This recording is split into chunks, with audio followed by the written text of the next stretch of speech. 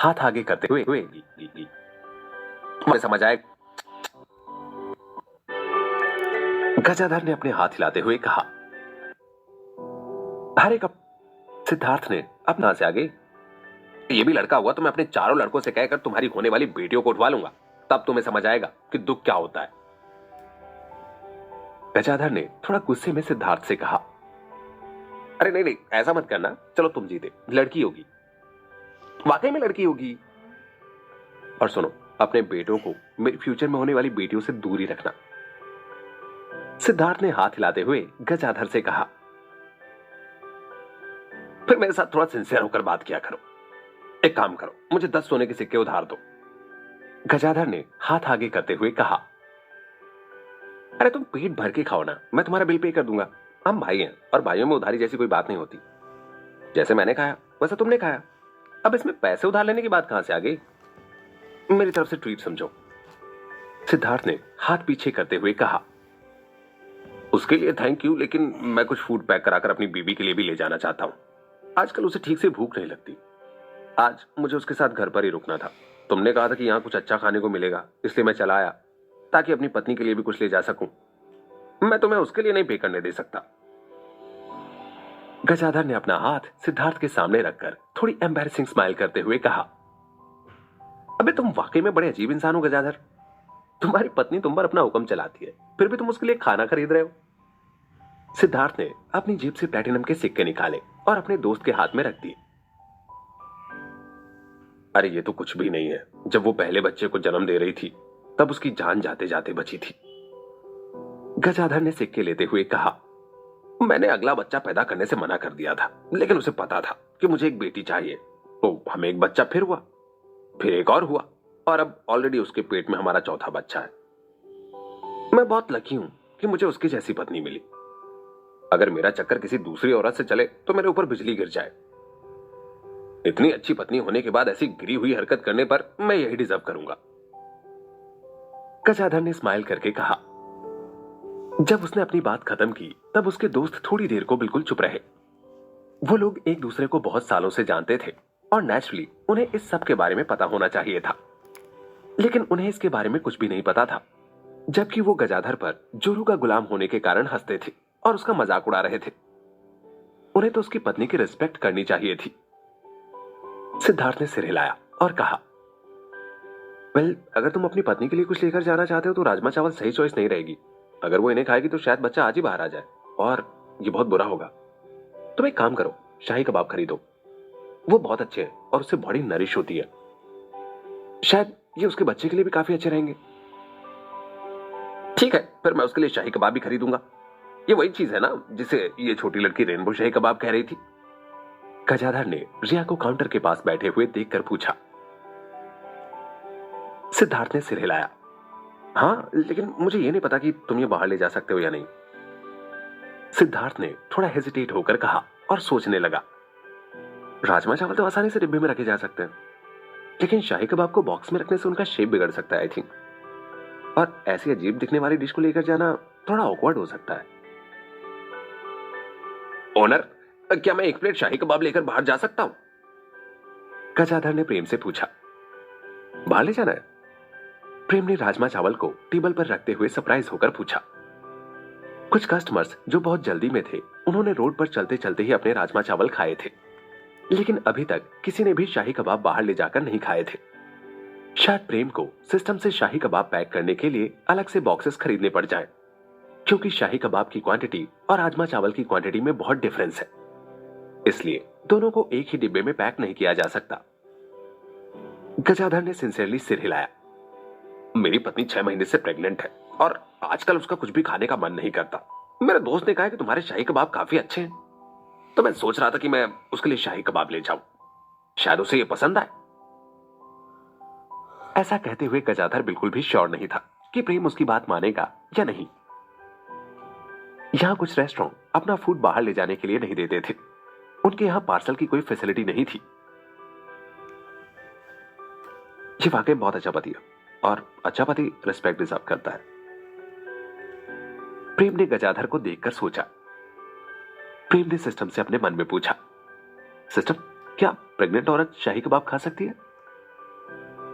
शाही कबाब के सभी ingredients pollution free हैं, इन्हें कोई भी खा सकता है। सिस्टम ने बहुत काम होकर जवाब दिया, फिर थोड़ी देर रुकने के बाद बोला, लेकिन राजमा चावल प्रेग्नेंट औरत के लिए ठीक नहीं होंगे। प्रेम ने एक राहत भरी सांस ली और कहा, ठीक है, तो मुझे कुछ बॉक्स बनाकर दे दो जिसमें शाही कबाब बाहर ले जाया जा सके। उन पर भी टिश्यू जैसा ही ट्रेडमार्क बना देना, और अगर तुम टिश्यू के स्टाइल से मैच करता हुआ कुछ बना पाए तो मजा आ जाएगा। ब्राउन बॉक्सेस अच्छे लगेंगे। ऐसे बॉक्सेस बनाना जिससे लोगों को पहली नजर में ये याद हो जाए। प्लीज मुझे थोड़ा सीरियसली लो, सिस्टम ने थोड़े गुस्से में कहा।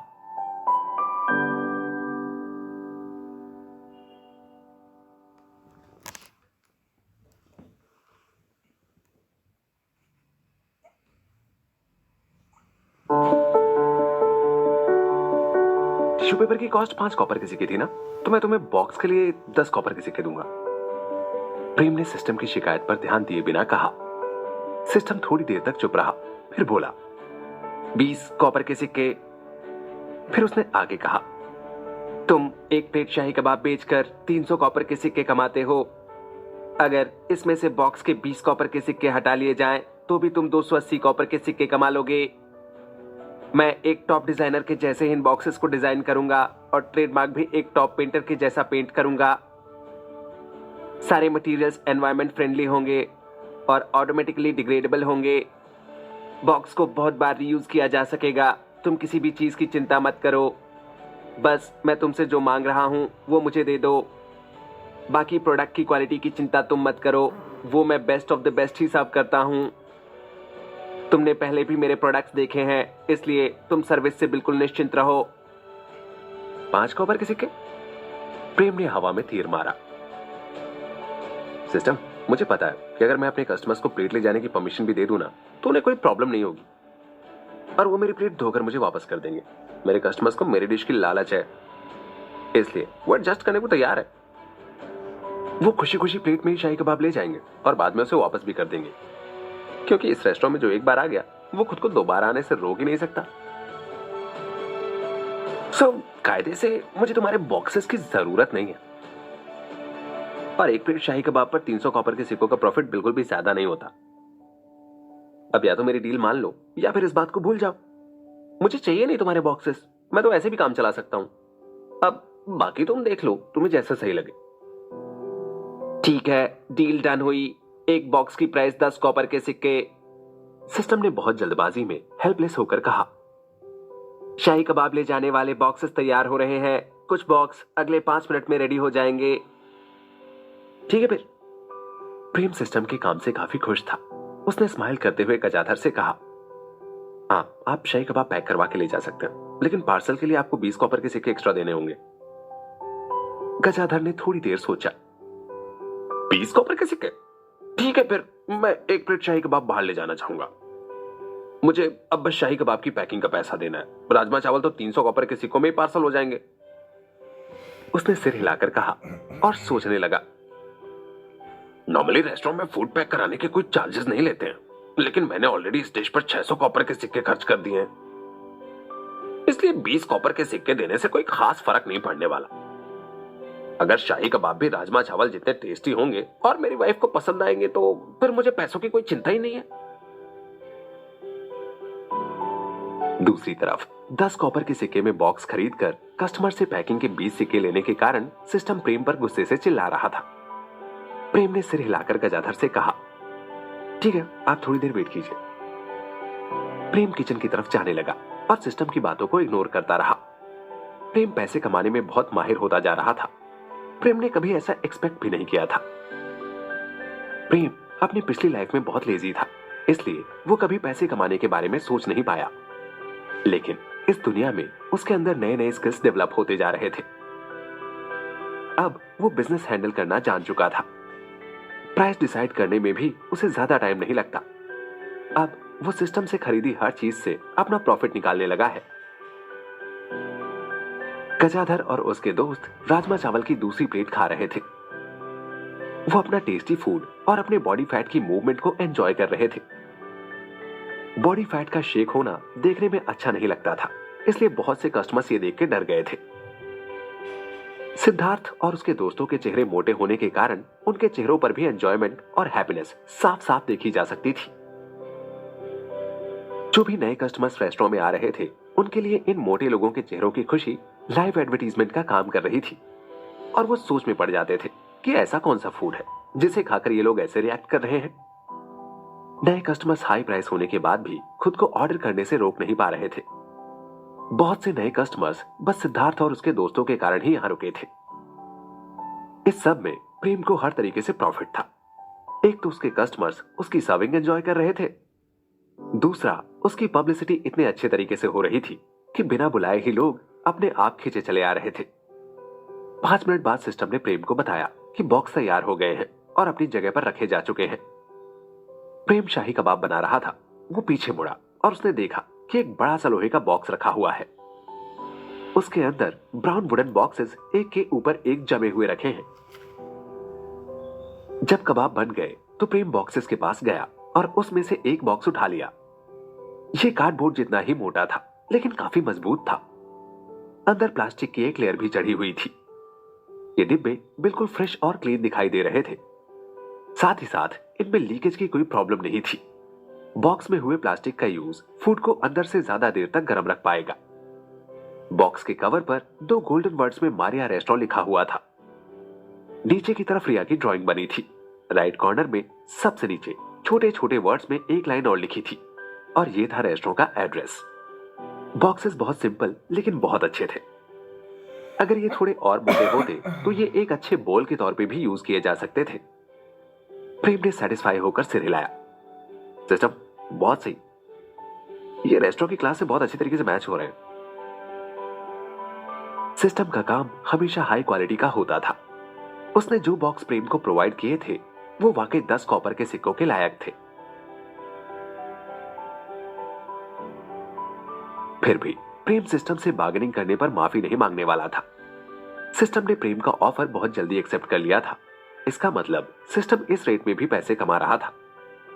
इन बॉक्सेस के ऊपर कहीं भी शाही कबाब नहीं लिखा था, इसलिए प्रेम किसी दूसरे फूड की पैकिंग में भी इन्हें यूज कर सकता था। प्रेम ने शाही कबाब ओवन से निकालकर बॉक्स में रखे। कलरफुल शाही कबाब बॉक्स के अंदर रखे जाने के बाद भी बहुत सुंदर लग रहे थे। 1 प्लेट राजमा चावल और पैक किए हुए शाही कबाब, इसे ऐसे पकड़ें। प्रेम ने गजाधर के सामने राजमा चावल और शाही कबाब रखते हुए कहा, थैंक यू। गजाधर ने जैसे ही शानदार वुडन बॉक्स देखा, उसकी आंखें चमक उठी और उसने सोचा, बाकी रेस्टोरेंट शायद सिंपल जार में या कोई और सिंपल चीज में अपना फूड रखकर पार्सल करते हैं, लेकिन ये वुडन कंटेनर तो एक गिफ्ट बॉक्स के जैसा लग रहा है। इसे देखकर ऐसा लगता है जैसे किसी स्किल्ड क्राफ्टमैन ने इसे बनाया हो। इतने ब्यूटीफुल बॉक्स की प्राइस बस 20 कॉपर के सिक्के। शायद ओनर को इन्हें बनाने में 20 कॉपर के सिक्कों से भी ज्यादा पैसे लगे हों।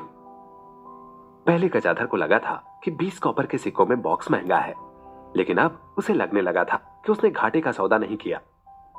गजाधर ने बॉक्स को देखकर सोचा, जब मेरी पत्नी शानदार तरीके से पैक किए इस फूड को देखेगी तो उसकी खुशी का कोई ठिकाना नहीं रहेगा। अब गजाधर से बिल्कुल भी इंतजार नहीं हो रहा था। वो जल्दी से जल्दी ये फूड अपने घर ले जाकर अपनी पत्नी को देना चाहता था। वैसे शाही कबाब और राजमा चावल दोनों गर्म खाने पे ही अच्छे लगते हैं, और याद रखिएगा, राजमा चावल प्रेग्नेंट औरत के लिए बिल्कुल भी ठीक नहीं है। प्रेम ने गजाधर को एक बार और याद दिलाते हुए कहा। गजाधर ने एक हाथ में राजमा चावल का बॉक्स पकड़ा और दूसरे में शाही कबाब का वुडन बॉक्स। गजाधर ने सिर हिलाकर कहा, ठीक है, थैंक यू प्रेम। मैं इन राजमा चावल और शाही कबाब के लिए पे करूंगा और बाकी मेरे 2 प्लेट राजमा चावल के लिए मेरे दोस्त पे करेंगे। गजाधर ने अपनी जेब से 2 प्लैटिनम के सिक्के निकालकर प्रेम को दिखाए। अब प्रेम, बाकी का मैं पे कर दूंगा। सिद्धार्थ ने प्रेम से कहा। 9 सोने के सिक्के। रिया ने अगली डकलिंग को गोदी में लिए हुए गजाधर के पास जाकर कहा। रिया अपने हाथ में कुछ सोने के सिक्के भी लेकर आई थी। गजाधर ने प्लैटिनम के सिक्के रिया को दे दिए और बचे हुए सोने के सिक्के उससे ले लिए। तुम बहुत हेल्पफुल हो लिटिल ओनर। मेरा एक बेटा है जिसकी एज तुम्हारे बराबर ही होगी। मैं उसको नेक्स्ट टाइम अपने साथ लेकर आऊंगा जिससे वो तुम्हारे साथ खेल सके। गजाधर ने स्माइल करते हुए कहा, लेकिन मुझे तो छोटी बहनें पसंद है और आपकी तो कोई बेटी है ही नहीं, इसलिए मैं आपके बेटों के साथ नहीं खेलूंगी। रिया ने सिक्के रखते हुए ना में सिर हिलाकर कहा। गजाधर की स्माइल थोड़ी ही देर में फ्रीज हो गई। उसे अंदर से बहुत चोट पहुंची थी और उसे कुछ भी समझ नहीं आ रहा था कि वो क्या कहे। उसके सारे दोस्त लूट पोट कर हंस रहे थे। प्रेम बड़ी मुश्किल से अपनी हंसी को रोक पा रहा था।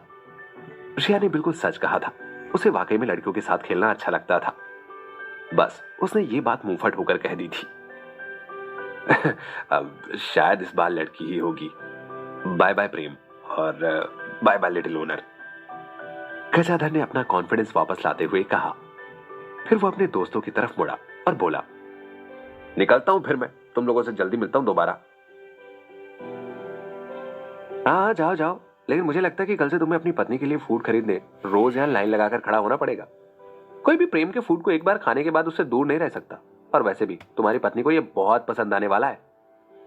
फिर तो तुम्हें यहाँ आने की आदत डालनी पड़ेगी। सुबह से भले ब्रश ना करो, लेकिन प्रेम के रेस्टोरेंट के बाहर लाइन लगा के खड़े हो जाना। सिद्धार्थ ने स्माइल करते हुए अपना हाथ हिलाकर कहा। मैं सिद्धार्थ की बात से एग्री हूं।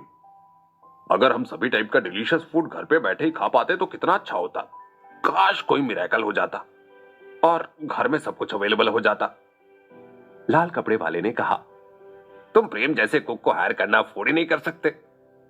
लाल कपड़े वाले ने ना में सिर हिलाकर कहा, नहीं नहीं, मेरा मतलब था कि ओनर को हमारे घर पर फूड डिलीवर करने के लिए किसी को ढूंढ लेना चाहिए। मैं तो एक्स्ट्रा पे करने के बारे में कह रहा था। फूड डिलीवरी सर्विस अगर शुरू हो जाती है तो इससे दोनों को फायदा होगा। ये लोग तो फूड को बाहर भेजने की बात कर रहे हैं। प्रेम बस किचन में जाने ही वाला था, तभी वो रुक गया और सोचने लगा। उसके चेहरे के एक्सप्रेशंस अब बदल चुके थे।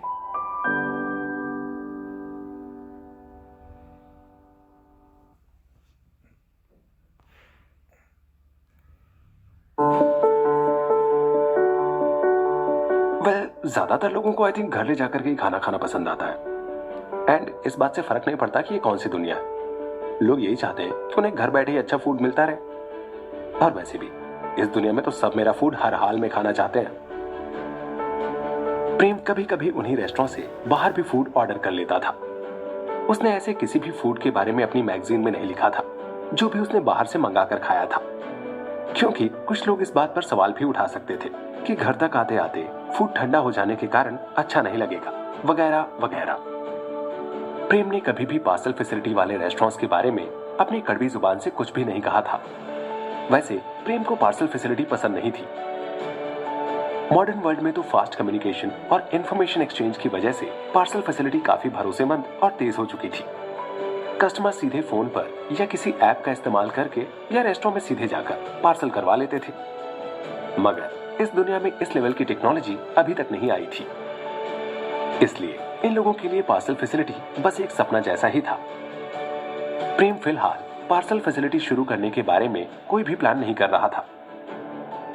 उसे अभी 1000 कस्टमर लाने का अर्जेंट मिशन पूरा करना था और यह मिशन पार्सल फैसिलिटी के साथ पॉसिबल नहीं था। ऐसे में लोग घर पर बैठे ही ऑर्डर करेंगे और सिस्टम ऐसे ऑर्डर्स के कस्टमर्स को काउंट ही नहीं करेगा, क्योंकि उसके मिशन में वो कोई भी कॉम्प्रोमाइज नहीं करता। यानी उसने जो कहा है मिशन ठीक वैसे ही कंप्लीट करना होगा। इसलिए फिलहाल पार्सल सर्विस शुरू करने से प्रेम को नुकसान हो सकता था। वैसे अगर मुझे कभी डिलीवरी के लिए लोगों को हायर करना पड़ा ना, तो मैं सभी जॉबलेस जो वॉरियर्स हैं उन्हें हायर करूंगा, क्योंकि उनके पास घोड़े हैं और ककाओ गांव का चप्पा चप्पा उन्हें मुंह जुबानी याद है। प्रेम ने मन में बड़बड़ाया और किचन के अंदर चला गया। लंच आवर्स बहुत बिजी थे। प्रेम को एक सेकंड भी खड़े होने का टाइम नहीं मिला। उसका पूरा टाइम कुक करने में, ऑर्डर लेने में और सर्व करने में चला गया। ऐसा एक भी पल नहीं आया जब वो आराम से सुस्ता पाया हो। कस्टमर्स लगातार आते ही जा रहे थे और एक एक बार में काफी ज्यादा ऑर्डर्स दे रहे थे। प्रेम ने ऐसा बिजी शेड्यूल कभी एक्सपेक्ट नहीं किया था, लेकिन वो ब्रेकफास्ट के टाइम ये समझ चुका था कि जिनको भी सुबह से राजमा चावल नहीं मिले हैं वो दोपहर में राजमा चावल खाने जरूर आएंगे। लेकिन ऐसे लोग कितने होंगे ये प्रेम को नहीं पता था। उसके पास जितना स्टॉक था वो एक ओपनिंग आवर में बस उतना ही बेच सकता था। उससे ज्यादा बेच पाना पॉसिबल ही नहीं था। प्रेम को जो कस्टमर्स बहुत लेट आए उन्हें पोलाइटली मना करना पड़ा। राजमा चावल पहले ही बिक चुके थे और अब प्रेम काफी थक चुका था। प्रेम ने रेस्टोरेंट का दरवाजा बंद करके राहत की सांस ली और एक कुर्सी पर बैठ गया। पापा, आज दोपहर में हमने 96 प्लेट राजमा चावल और 24 प्लेट शाही कबाब बेचे हैं और इससे हमने 432 गोल्ड कॉइंस कमाए हैं। रिया ने बहुत प्यार से अगली डकलिंग को गोदी में लिए हुए प्रेम से कहा, ये तो काफी ज्यादा है। प्रेम को बहुत सरप्राइज हुआ और वो सोचने लगा, हमने करीब 200 सोने के सिक्के प्रॉफिट के तौर पे कमाए और ब्रेकफास्ट में 100 सोने के सिक्के प्रॉफिट के तौर पे कमाए थे और शायद डिनर में हमारी ये जो अर्निंग है ये डबल हो जाएगी। डिनर के आज 4 घंटे के होते हैं और अगर हमारे पास राजमा चावल की ठीक क्वांटिटी रही तो हम काफी अच्छा कर सकते हैं। अब शायद डिनर के लिए मुझे और मेहनत करनी होगी और काम करने की स्पीड भी बढ़ानी होगी।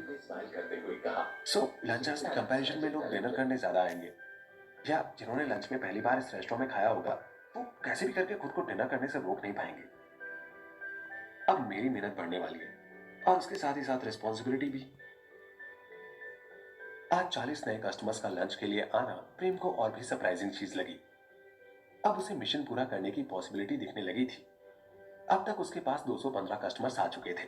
जिस हिसाब से कस्टमर्स के नंबर्स बढ़ रहे थे उस हिसाब से शायद प्रेम 15 दिनों में 1000 कस्टमर्स तक पहुंच जाएगा। लेकिन एक कस्टमर बस एक बार ही गिना जाता है, तो प्रेम को रेगुलर कस्टमर्स के अलावा नए कस्टमर्स पर ज्यादा फोकस करना पड़ेगा। रिया ने सिर हिलाया। हाँ पापा, आपके राजमा चावल और शाही कबाब इतने अच्छे हैं कि कोई भी अपने आप को रोक ही नहीं पाया। सबने बहुत बहुत ज्यादा ऑर्डर किया और बहुत बहुत एंजॉय करके खाया। फिर रिया नीचे झुकी और बिल्ली को जमीन पर छोड़ दिया। उसके बाद रिया दौड़कर प्रेम के पास गई और बोली, पापा, आज आपने बहुत ज्यादा काम किया ना, आप थक गए होंगे, मैं आपकी पीठ दबा दूं? रिया अपने टोज के टिप्स पर खड़ी हो गई और प्रेम के शोल्डर्स और पीठ को अपने छोटे छोटे हाथों से दबाने लगी। ये उसके लिए आसान काम नहीं था, इसलिए वो अच्छे से मसाज करने के लिए बहुत मेहनत कर रही थी। प्रेम ने स्माइल करते हुए अपने शोल्डर्स नीचे किए। प्रेम रिया की हल्की हल्की मसाज को काफी एंजॉय कर रहा था। भले ही रिया बाकी लोगों के लिए थोड़ी मतलबी हो, लेकिन वो प्रेम की हर बात मानती थी और उसकी बहुत केयर करती थी। रिया हमेशा कोशिश करती थी कि वो प्रेम की कुछ ना कुछ हेल्प जरूर कर पाए। जब से रिया ने पैसे कलेक्ट करने का काम संभाला था, तब से प्रेम इस काम से बहुत फ्री हो गया था। रिया ने एक से एक खतरनाक स्पीशीज से पैसे निकलवा लिए थे। ऐसे ही रिया आजकल काम के बाद प्रेम से मसाज करने का भी पूछ लेती थी। भले ही रिया के हाथ बहुत छोटे छोटे हो, लेकिन प्रेम को उतने में भी बहुत राहत मिल जाती थी। रिया को प्रेम से ही ये कड़वी जुबान मिली थी, इसलिए प्रेम रिया की हर कड़वी बात को नजरअंदाज कर देता था। क्योंकि जिस चीज को प्रेम खुद नहीं सुधार पाया, वो चीज रिया के अंदर कैसे सुधारी जा सकती है। हालांकि किसी को भी रिया की कड़वी जुबान खराब नहीं लगती थी, क्योंकि रिया इतनी छोटी और इतनी क्यूट थी कि सभी उसकी बात को बचपना समझ के उसे माफ कर देते थे। बस मेरी प्रिंसेस, अभी मुझे अच्छा लग रहा है। प्रेम ने रिया को गोदी में उठा लिया और फिर उसके गालों पर एक किस ली। रिया की डाइट में इंप्रूवमेंट आ जाने के कारण उसके गाल एकदम गोल मटोल हो चुके थे। अब वो साफ कपड़े पहनती थी और रोज नहाकर अपने बाल धो लेती थी। पहले पुराने कपड़ों में जो लड़की बेचारी लगती थी, अब वो एक प्रिंसेस की जैसी लग रही थी। रिया को बुरी नजर वालों से बहुत खतरा था। प्रेम ने डिसाइड किया कि वो अपनी क्यूट और इनोसेंट सी बेटी को धोखेबाज लोगों से बचना सिखाएगा। अगर उसे कोई किडनैप कर ले तो शायद ये स्किल उसके काफी काम आएगी। रिया को यह बात समझ आना बहुत जरूरी है कि कौन उसका फायदा उठाना चाहता है और कौन उसे नुकसान पहुंचा सकता है, और किस इंसान के इंटेंशन कैसे है। यह सब तभी होगा जब वो ठीक से इंसान को समझना सीख जाए, और ये चीज बस ऑब्जर्वेशन स्किल डेवलप होने पर ही हो सकती थी। अमित दोपहर को दोबारा फिर आया था, लेकिन प्रेम उस समय कुकिंग और सर्विंग में बिजी था और रिया पैसे कलेक्ट करने में बिजी थी। इसलिए वो करीब 1 घंटे बिना किसी बात के बैठा रहा। उसके बाद उसने 2 प्लेट शाही कबाब खाए। उसके बाद ओपनिंग आवर्स खत्म हो जाने के कारण उसे दोबारा बाहर जाना पड़ा। वैसे प्रेम ने यह सब जानबूझकर किया था। प्रेम को अमित की रिया को वफादारों की बिल्डिंग में ले जाकर जादू सिखाने वाली बात बिल्कुल पसंद नहीं आई थी, जबकि प्रेम ने ऑलरेडी साफ साफ बता दिया था कि वो रिया को कहीं नहीं जाने देगा। लेकिन अमित बहुत जिद्दी था। वो बार बार प्रेम के रेस्टोरेंट में आ रहा था ताकि कैसे भी करके प्रेम उसकी बात मान जाए। उसे तो खुद को लकी समझना चाहिए था कि प्रेम ने उसे बैन नहीं किया, वरना परेशान करने वालों को प्रेम अपने रेस्टोरेंट में बैन भी कर सकता था। उसने ये रूल पहले ही मेन्यू में अपडेट करवा दिया था। रिया, मैं तुमसे कुछ एक क्वेश्चन पूछूंगा और तुम्हें कुछ बताऊंगा, और जवाब देने के पहले तुम्हें बहुत अच्छे से सोचना है और मेरी बात याद रखना है, ठीक है? प्रेम ने रिया को देखकर स्माइल करते हुए कहा। रिया ने खुश होकर सिर हिलाया। ओके पापा। उसने प्रेम को बहुत क्यूरियस होकर देखा और सोचने लगी, पापा आखिर क्या करना चाहते हैं? वो तो बहुत सीरियस दिखाई दे रहे हैं। पहली बात ये बताओ कि अगर कोई स्ट्रेंजर तुम्हारे पास आए और बोले कि वो तुम्हें कुछ अच्छा खिलाने के लिए ले जाएगा, तो तुम क्या कहोगे उसे? प्रेम ने रिया की आंखों में देखते हुए पूछा। ये तो अच्छी बात होगी, मैं उसके साथ चली जाऊंगी। रिया ने ताली बजाते हुए कहा। प्रेम को समझ नहीं आया कि उसे हंसना चाहिए या रोना चाहिए। उसे समझ आ चुका था कि किसी फूडी को खाने का लालच देकर कुछ भी करवाया जा सकता है। प्रेम ने अपने चेहरे को सीधा रखा और सीरियस होकर ना में सिर हिलाते हुए बोला, नहीं बेटा, याद रखो, कोई भी स्ट्रेंजर तुम्हें कुछ खिलाने नहीं ले जाएगा, और तुम्हारे पापा से अच्छा कुक भी कोई कर सकता है क्या? रिया ने सिर हिलाया। हाँ पापा, आप तो सबसे डिलीशियस फूड बनाते हो। थोड़ी देर फूड के बारे में सोचने के बाद रिया की आंखें चमकने लगी। अच्छा, तो अब बताओ तुम्हारा आंसर क्या होना चाहिए? फिर मैं उस स्ट्रेंजर से ये बोलूंगी कि वो हमारे रेस्टोरेंट में आकर खाए। ऐसे में फिर उसे मुझे पे भी करना पड़ेगा ना। प्रेम ने अपनी आंखें चढ़ाई और सोचने लगा, मेरी बेटी वाकई बहुत स्मार्ट है। किसने सोचा था कि ऐसा जवाब देगी? प्रेम रिया की तारीफ करना चाहता था। फिर उसने पूछा, अच्छा अभी ये बताओ कि अगर तुम्हें कोई किसी शानदार सी जगह पे ले जाना चाहे तो? रिया ने खुश होकर फिर से सिर हिलाया। ये भी अच्छी बात होगी, मैं उसके साथ चली जाऊंगी। मुझे तो घूमना वैसे भी बहुत पसंद है। उसके चेहरे पर ऐसे एक्सप्रेशन आए जैसे वो अभी जाना चाहती हो। प्रेम ने ना में सिर हिलाया। नहीं नहीं नहीं नहीं, ये सही जवाब नहीं है। पूरे पूरे दिन रेस्टोरेंट में घुसे रहने के कारण रिया इस जगह से ऊब गई थी और वो बाहर घूमना चाहती थी। रिया अभी अपनी एक्टिव एज में थी, इसलिए उसे पता होना चाहिए कि कौन उसे धोखा दे रहा है। प्रेम ने रिया की तरफ देखा और थोड़ा सीरियस होकर बोला, तुम बाकी बच्चों और सौम्या मैम के साथ खेल सकती हो, लेकिन अगर कोई स्ट्रेंजर तुम्हें कहीं ले जाने की बात करता है या फिर कुछ मजेदार दिखाने की बात करता है तो तुम्हें उसे मना कर देना चाहिए, क्योंकि सारी मजेदार चीजें तो तुम्हारे पापा के पास ही है ना। और वो स्ट्रेंजर उस टाइम तुमसे झूठ बोल रहा होगा।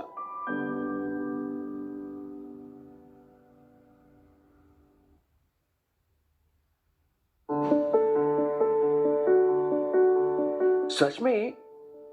रिया ने प्रेम की बातों पर डाउट करते हुए पूछा। प्रेम ने सीरियस होकर रिप्लाई दिया, हाँ। फिर उसने अपने मन में सिस्टम से पूछा, सिस्टम, मुझे पूरा भरोसा है कि तुम्हारे पास बच्चों के खिलौने जरूर होंगे, है ना? मैं कुकिंग का बादशाह बनाने वाला सिस्टम हूं। मेरे पास बच्चों के खिलौने नहीं है। मैंने तुमसे कितनी बार कहा है कि मुझसे ऐसी फालतू की चीजें मत मांगा करो। तुम्हें क्या ये बात समझ नहीं आती? तुमसे जितना कहा गया है बस तुम उतने पर ही ध्यान दो। बाकी फिजूल की बातों के लिए मेरे पास टाइम नहीं है। सिस्टम ने गुस्से में रिप्लाई दिया। फिर तो मुझे लगता है कि मुझे स्ट्रीट से ही कुछ खरीद लेना चाहिए। अब तुम तो अपनी बात पे अड़े रहोगे, लेकिन मुझे तो अपनी बेटी को कोई खिलौना देना है। ठीक है, बाहर के मार्केट में वैसे भी काफी अच्छी खिलौनों की दुकानें, कौन सा अकेले तुम ही हो। मैंने तो सोचा था कि तुम्हें कुछ प्रॉफिट दिला दूं, लेकिन तुम्हें तो ऐसी बातों में इंटरेस्ट ही नहीं है। प्रेम ने बेझिझक होकर कहा। सिस्टम ने थोड़ा हेजिटेट होकर कहा। वो थोड़ी देर के लिए चुप रहा। मेरे पास फिलहाल कोई खिलौने नहीं है, लेकिन मेरे पास टॉय बनाने की एक फैक्ट्री है। तुम्हें क्या चाहिए, मैं उसे 5 मिनट में बना सकता हूं। कोई भी डिलीवरी चार्ज नहीं लगेंगे और प्राइस भी बहुत कम होंगे। तुम्हारे प्राइसेस और कम? मैं पहले प्राइस देखना चाहूंगा। प्रेम की आवाज अभी बहुत काम थी। प्रेम को यह बात पहले से पता थी कि सिस्टम इतनी आसानी से मना नहीं करेगा। बस उसे थोड़े नखरे दिखाने की आदत हो चुकी है। हर बार यही सब बातें बोलकर बाद में मान जाता है। सिस्टम को वैसे भी सिर्फ अपने पैसों से मतलब है। उससे पैसों की बात करो तो वो हर बात मानने को तैयार हो जाता है। फिर उसने रिया की तरफ स्माइल करते हुए कहा, रिया, तुम्हें कौन से खिलौने पसंद है? मैं तुम्हें कोई भी खिलौना दे सकता हूं। मुझे, रिया ने खड़े खड़े अपना सिर खुजलाया। फिर उसकी आंखें चमक उठी। मुझे एक छोटा सा लड़का चाहिए जो गाना गाता हो। रिया की बात सुनकर जो पहली चीज प्रेम के दिमाग में आई वो था छोटा चेतन। अब सिस्टम, मुझे नहीं लगता कि तुम ह्यूमन ट्रैफिकिंग करते होगे। मुझे एक इंसान को इस दुनिया में लाना है। तुम शायद उसके बारे में नहीं जानते होगे। एक छोटा सा बच्चा है जो बहुत अच्छा गाना गाता है। प्रेम ने अजीब ढंग से पूछा। भगवान ने मेरे लिए जो रूल बनाए हैं उस हिसाब से ह्यूमन ट्रैफिकिंग करने से मैं सेकंड रूल को तोड़ दूंगा। अगर मैं ऐसा करता हूं तो मुझे रीसेट कर दिया जाएगा और तुम्हें मार दिया जाएगा। इसलिए तुम्हारी ये बात तो मैं पैसे लेकर के भी पूरी नहीं कर सकता। इससे मेरी खुद की जान पर बनाएगी। सिस्टम ने सीरियस होकर कहा। उसकी आवाज बिना किसी इमोशन के किसी रिकॉर्डेड मैसेज के जैसी लग रही थी। अरे चिल मारो यार, मैं तो बस मजाक कर रहा था। मेरे लिए एक म्यूजिक बॉक्स बना दो, मेरा इतने में काम चल जाएगा। तुम तो बिल्कुल छोटी छोटी बात पे सीरियस हो जाते हो। कभी कभी जरा मस्ती मजाक भी कर लिया करो। प्रेम ने तुरंत कहा। हालांकि उसे कुछ और ही चाहिए था, लेकिन सिस्टम इस बात पर भड़क जाता। इसलिए उसने इस बात को यहीं खत्म कर दिया। प्रेम सोचने लगा, ऐसा लगता है कि सिस्टम को भी रूल्स फॉलो करने पड़ते हैं। यह अच्छा है कि इस दुनिया में कम से कम भगवान तो सबके साथ पार्शियलिटी नहीं करते। यहां सबके लिए रूल्स हैं। इस बात से प्रेम को रोबोटिक्स के 3 लॉज याद आए। पृथ्वी पर रोबोटिक्स के 3 लॉज होते हैं जिनके हिसाब से रोबोट्स की वर्किंग होती है। यह खराब बात नहीं थी।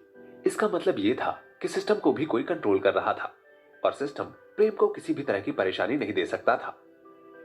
सिस्टम को अपने रूल्स की भी चिंता थी और उसे डर भी था। प्रेम अब सोच रहा था कि सिस्टम को कैसे बेवकूफ बनाए ताकि भगवान के बनाए सारे रूल्स वो उसे बता दे। सिस्टम का फायदा उठाने में प्रेम को बहुत मजा आता था, लेकिन अभी प्रेम ऐसा नहीं कर सकता था। फिलहाल सिस्टम काफी सीरियस था, तो उससे अभी मजाक करना बिल्कुल भी ठीक नहीं था। वैसे भी प्रेम को सिस्टम से बहुत सारी जरूरी चीजें खरीदनी थी, जिनमें स्ट्रेंथ सबसे इंपॉर्टेंट थी। अभी प्रेम इतना भी कॉन्फिडेंट नहीं था कि वो किसी नॉर्मल ह्यूमन को भी हरा सके, इसलिए दानव और डीमंस तो दूर की बात थी। वैसे तो वो ऐसे केसेस में रिया के पीछे छुप सकता था, लेकिन इसमें प्राउड जैसी कोई बात नहीं थी, क्योंकि एक बाप को हमेशा अपने बच्चों के साथ कंधे से कंधा मिलाकर चलना चाहिए। ऐसे में अपनी 4 साल की बेटी से खुद को प्रोटेक्ट करवाना वो कायरों के जैसा होगा। उसे समझ आ रहा था कि उसे रिया पर इतना भी डिपेंडेंट नहीं होना चाहिए और कैसे भी करके उसे अपनी स्ट्रेंथ वापस डेवलप करनी चाहिए। बस इसलिए प्रेम इतनी मेहनत करके पैसे कमा रहा था ताकि वो स्ट्रेंथ खरीद सके। जैसे ही प्रेम अपनी तलवार उठाने के लायक हो जाएगा, वो अपनी तरफ आने वाली हर चुनौती का सामना कर पाएगा और उस वक्त जो जुनून प्रेम के सिर पर सवार होगा, उससे प्रेम का मुकाबला कोई नहीं कर पाएगा। प्रेम एक वीर योद्धा महेंद्र प्रताप की बॉडी में था। एक ऐसी बॉडी जिसकी ताकत की मिसाल कालचुर स्टेट का बच्चा बच्चा देता था। आफ्टर ऑल महेंद्र प्रताप ने बहुत सारे राक्षसों को मारा था। वो और उसकी तलवार कभी किसी के सामने नहीं झुके। इसके बाद कुछ बचता था तो उसका शानदार घोड़ा उसकी जगह भर देता था। जब महेंद्र और उसका घोड़ा एक दूसरे से मिलते थे तो वो हवा से बातें करते थे। प्रेम ने सोच लिया था कि जब तक वो खुद अपनी स्ट्रेंथ इंप्रूव नहीं कर लेता, तब तक के लिए वो सिस्टम से कुछ ऐसा खरीद लेगा जो उनको प्रोटेक्ट कर सके। प्रेम ने सिस्टम से एयर डिफेंस मिसाइल की प्राइस भी पूछी थी, लेकिन उसके प्राइसेस बहुत हाई थे। इसलिए प्रेम सोच रहा था कि वो सिस्टम से किसी ऐसी चीज के बारे में पूछे जो कि मुसीबत के टाइम पर काम आ सके। मेरे पास 500 अलग अलग टाइप के म्यूजिक बॉक्स है और तुम्हें इनमें से चूज करना है। इनकी प्राइस 50 कॉपर के सिक्कों से स्टार्ट होती है। सभी की क्वालिटी बहुत अच्छी है और सभी अपने रेट्स के हिसाब से वर्दी है। सिस्टम अब बिल्कुल एक बिजनेसमैन के जैसे साउंड कर रहा था। प्रेम ने अपने दिमाग के भीतर बहुत सारे म्यूजिक बॉक्स देखे। एक म्यूजिक बॉक्स जिसकी प्राइस 500 सोने के सिक्के थी, वो प्योर गोल्ड से बना था और उसके अंदर एक गोल्डन लिटिल मैन खड़ा था। ये काफी शो ऑफ वाली चीज थी। रिया को ऐसी चीजें पसंद नहीं आती थी, लेकिन एक म्यूजिक बॉक्स को देखकर प्रेम की आंखें वहीं रुक गई, जिसकी प्राइस 50 सोने के सिक्के थी। यह एक ब्राउन वुडन बॉक्स था, जिसके अंदर एक सुंदर बौनी लड़की बनी हुई थी, जो कि वायलिन प्ले कर रही थी। इसे बहुत अच्छे तरीके से बनाया गया था। इसे देखकर ऐसा लग रहा था जैसे इसमें से नकली बर्फ बनने जैसा इफेक्ट आ रहा हो, क्योंकि उसके नीचे एक सफेद कलर का मटेरियल था। इसमें टोटल 50 गाने बजते थे और इसकी प्राइस बहुत रीजनेबल थी। सिस्टम, मुझे वो 50 सोने के सिक्के वाला म्यूजिक बॉक्स चाहिए, जिसमें वो लड़की वायलिन लेकर खड़ी है ना, वो वाला। मेरे लिए वही बना दो। प्रेम ने सिस्टम से कहा। क्या तुम इसके लिए 50 सोने के सिक्के पे करोगे? सिस्टम ने तुरंत पूछा। आफ्टर ऑल प्रेम ने पैकिंग वाले बॉक्सेस पर बहुत देर तक बहस की थी, लेकिन इस बार उसने एक बार सोचा तक नहीं, जबकि उसे 50 सोने के सिक्के पे करने थे, वो भी एक म्यूजिक बॉक्स पर।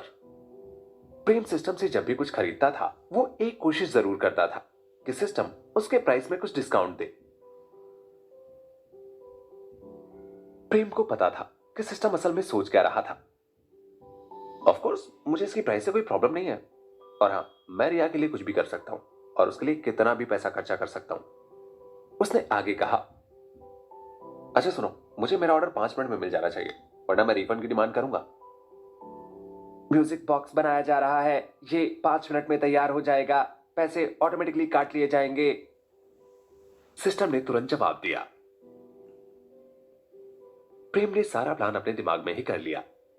प्रेम अपने काम पर ध्यान देने वाले लोगों में से था, इसलिए उसे सिस्टम से डील करने में बस कुछ ही मिनट लगे। प्रिया ने सोचा कि उसके पापा उसके रिक्वेस्ट पूरा करने के बारे में चिंता कर रहे हैं, इसलिए उसे लगा कि वो अपने पापा से बहुत ज्यादा डिमांड करने लगी है। पापा, मुझे गाने वाला आदमी नहीं चाहिए, आप जो भी देंगे वो मेरे लिए ठीक रहेगा, रिया ने अपना सिर हिलाते हुए प्रेम से कहा। प्रेम को भी कभी कभी लगता था जैसे उसकी बेटी बहुत जिद्दी हो गई है, और कभी कभी यह लगता था जैसे उसे प्रेम की छोटी छोटी चीजों की भी परवाह है। प्रेम ने स्माइल करते हुए कहा, लेकिन रिया, मैं ये चाहता हूं कि तुम्हें छोटा सा गाने वाला आदमी मिले जो बहुत अच्छा गाता हो। बस तुम थोड़ी देर वेट करो, इस मैजिक में थोड़ा सा टाइम लगता है। सच में? रिया की आंखें चमक उठी। उसे अपने पापा की बातों पर पूरा भरोसा था। जब उसके पापा ने उससे कहा था कि वो अपनी बेटी के लिए एक ब्यूटीफुल सा घर बनाएंगे, तब उन्होंने एक सुंदर सा घर बनाकर दिया था, और अब रिया के पास घर के साथ साथ एक प्यारा सा रेस्टोरेंट भी था। जब रिया के पापा ने रिया से कहा था कि वो उसके लिए सुंदर सी ड्रेसेस लाएंगे, तो उन्होंने वो भी लाकर दी, और अब रिया डेली उन्हें ही पहनती है। जब रिया ने अगली डकलिंग की डिमांड की, तो उसके पापा ने अगले दिन ही उसे अगली डकलिंग दिलाई थी। रिया के पापा ने अभी तक रिया से किए हर प्रॉमिस को पूरा किया था। प्रेम ने सिर हिलाया और प्यार से कहा, जब तक हम वेट कर रहे हैं, मेरे पास तुम्हारे लिए एक लास्ट क्वेश्चन है, ठीक है? ध्यान से सुनो। अच्छा, अगर कोई बच्चा तुमसे ये कहता है कि वो तुम्हें पसंद करता है, तो तुम क्या कहोगी? शायद हर बाप अपनी बेटी से इस सवाल का जवाब जानना चाहता है।